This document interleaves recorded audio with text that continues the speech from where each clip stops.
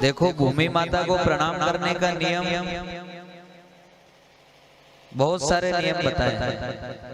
ये इतने बड़े बुजुर्ग बैठे हैं, माताएं बहनें, नियम ये भी है कि जब आप सुबह उठो तो उठते ही सबसे पहले धरती माता को प्रणाम किया जाता है। करते हैं कि नहीं करते प्रणाम? अभी तो नहीं करे, लेकिन ये जो पुराने बड़े बुजुर्ग हैं ये सब करते हैं। सुबह उठते ही सबसे पहले धरती माता को प्रणाम करते हैं। क्यों प्रणाम करते हैं धरती माता को?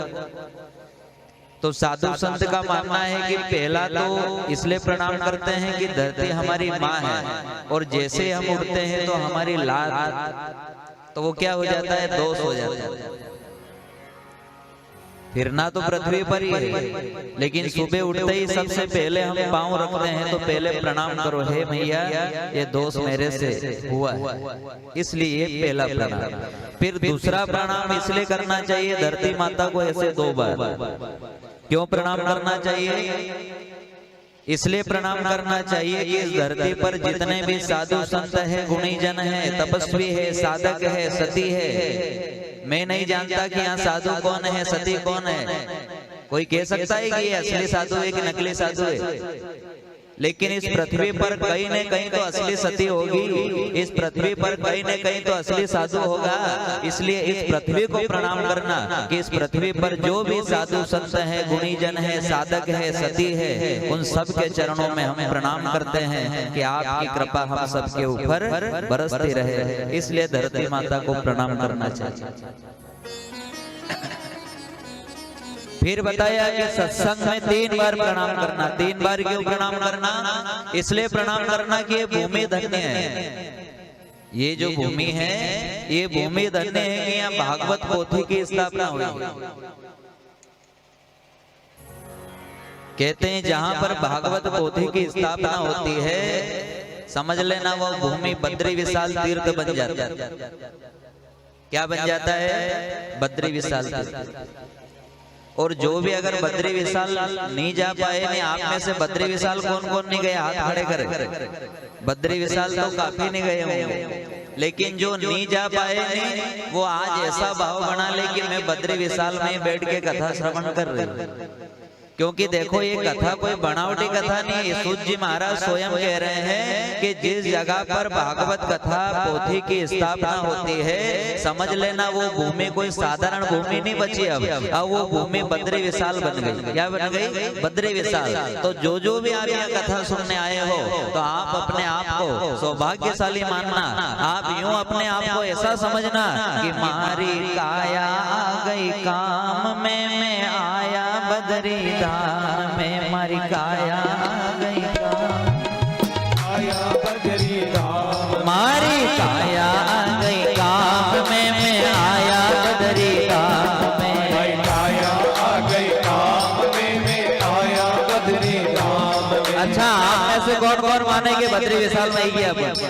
भगवान कहते हैं जाके रही भावना जैसी, जिसका भाव जैसा होगा मैं वैसा फल उसे दे दूंगा। अगर भाव आपका ऐसा है कि मैं तो आया बद्री धाम में, मर काया आ गई काम में, मैं आया बद्री धाम में, मैं आया आ गई काम में, मैं आया बद्री धाम में, मैं आया चारों धाम में, आया बद्री धाम में, मैं आया चारों धाम में, अरे आया बद्री धाम में, मैं आया चारों धाम में, आया बद्री धाम में, मैं आया चारों धाम में। मारी काया आ गई काम में, मैं आया बद्री धाम में, हरि काया आ गई काम में, मैं आया बद्री धाम में। और देखो हमारे ऋषि मुनि का ये कहना है कि जिस जगह पर सत्संग होते हैं, भागवत पोथी की स्थापना होती है, तो समझ लेना कि वहाँ कथा सुनने पधारे जितने भी श्रोतागण हैं, समझ लेना कि वो बद्री विशाल में बैठ के, केदारनाथ में बैठ के, हरिद्वार में बैठ के, वैष्णो देवी में बैठ के, संसार के जितने भी तीर्थ हैं सब तीर्थों में बैठ के वो सत्संग श्रवण कर रहे हैं। अच्छा एक साथ में आप सब तीर्थ कर सकते हो क्या? बताओ। एक साथ में सब तीर्थ कर सकते हो, लेकिन भगवान ने ये सत्संग की कैसी व्यवस्था करी कि सब संसार में जितने भी तीर्थ है सब तीर्थ आप एक साथ में कर सकते हो। कौन सा तीर्थ? और वो है सत्संग का तीर्थ। कहते हैं कि जो व्यक्ति सत्संग श्रवण करता है जीवन भर, तो समझ लेना कि उसने समस्त तीर्थों का दर्शन कर लिया है, समस्त तीर्थों। अब कभी भी कोई पूछे नहीं कि आपने तीर्थ किया कि नहीं किया, तो यूं नहीं कहना कि मैंने तीर्थ नहीं किया। नहीं, अपना तो सब तीर्थ कर लिया सर। क्यों? क्योंकि हमने भागवत कथा श्रवण कर ली है, और भागवत कथा श्रवण कर ली तो समझ लो कि संसार के समस्त तीर्थ आपने कर लिए हैं।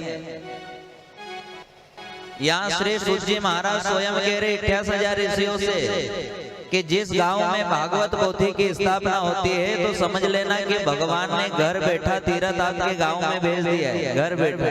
अब वो आपके हाथ में है कि यहाँ आके डुबकी लगा लो कि मारी काया आ गई काम में, मैं आया बदरी काम में। हमारी काया आ गई काम में, मैं आया बदरी धाम में। मैं आया बदरी धाम में, मैं आया चारों धाम में। आया बदरी धाम में, मैं आया चारों धाम में। हमारी काया आ गई काम में, मैं आया बदरी धाम में। हमारी काया आ गई काम में, मैं आया बदरी धाम में। भाव से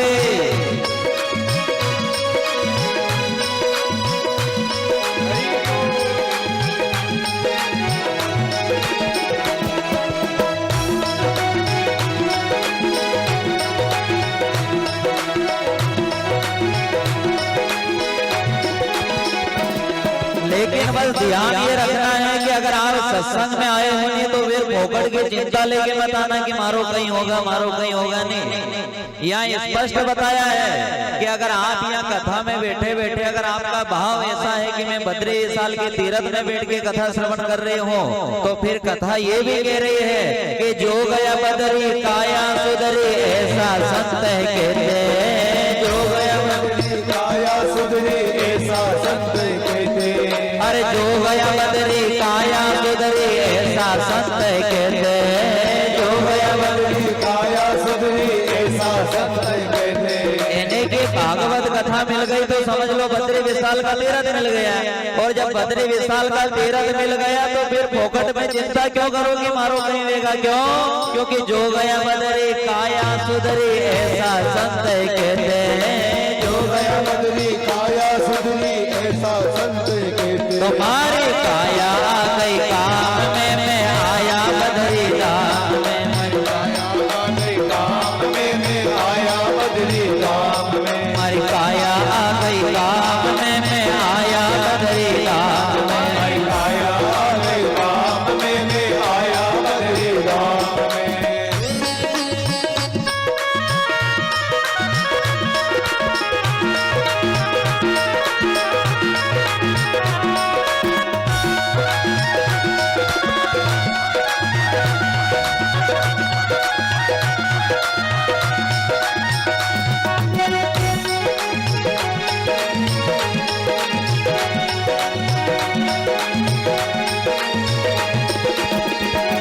हमारी काया आ गई काम में, मैं आया बदरी धाम में। हमारी काया आ गई काम में, मैं आया बदरी धाम में। मैं आया बदरी धाम में, मैं आया चारों धाम में।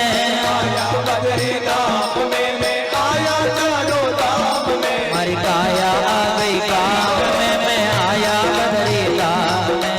काया आ गई काम में, मैं आया बदरी धाम में। फिर बताया है कि सिर्फ भागवत पोथी ही ऐसी है जहाँ पर स्थापना होती है तो समस्त तीर्थों का वास होता है, सिर्फ भागवत कथा।